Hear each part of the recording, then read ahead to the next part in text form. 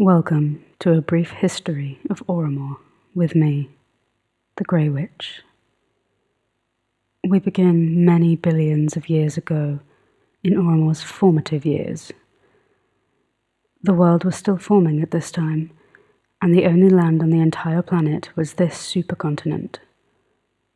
Mostly desert, what little life survived at the time either had to do so in the ocean or on the coast. Survival in this time was hard. The climate would go from one extreme to another in days or hours, and the temperature would fluctuate in kind. Billions of years later, we arrive at what is colloquially known as the Precursor Age. This is the time that it is thought that the Precursor Empire first found their way to Oramor.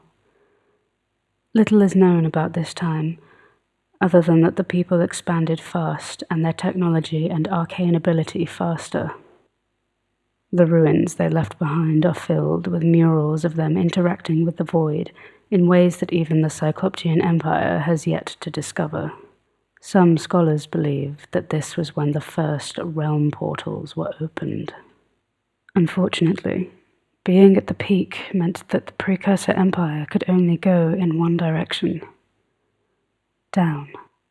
The arrival of 10 entities of untold power spelled the end of the precursors, and the evidence suggests that their extinction was swift.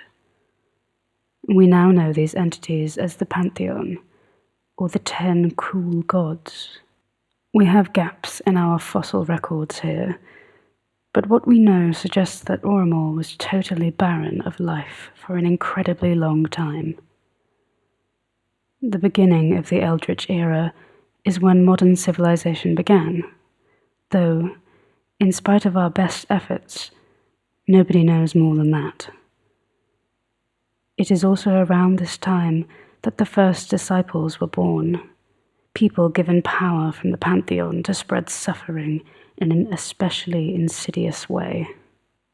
Thousands of years would pass, civilization becoming used to new ways of suffering with each day that went by. A supervolcanic eruption in the east would shake the world, causing great cracks to form across the planet, and an enormous crater that would later be used to mark the edges of what would soon be known as Menaris. The subterranean era was characterized with a sudden exodus into the newly formed ravines.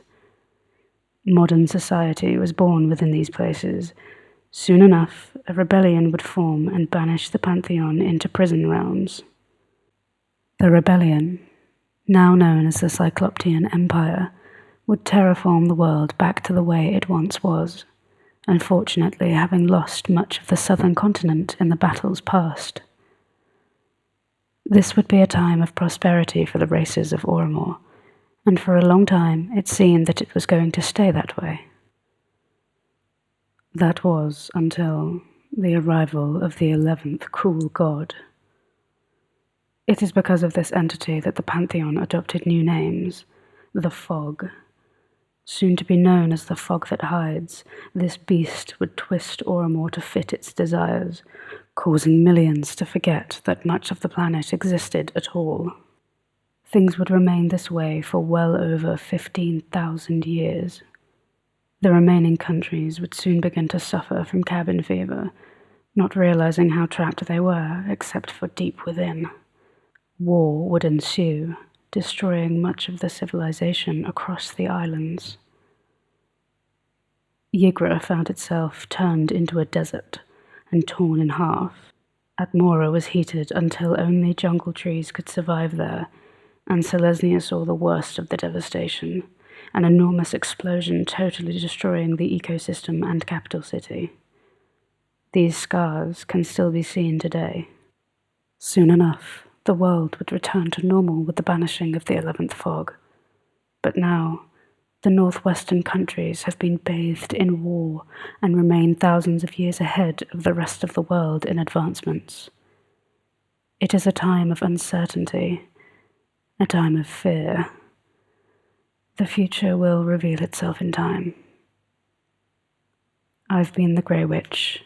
Thank you for accompanying me on this journey.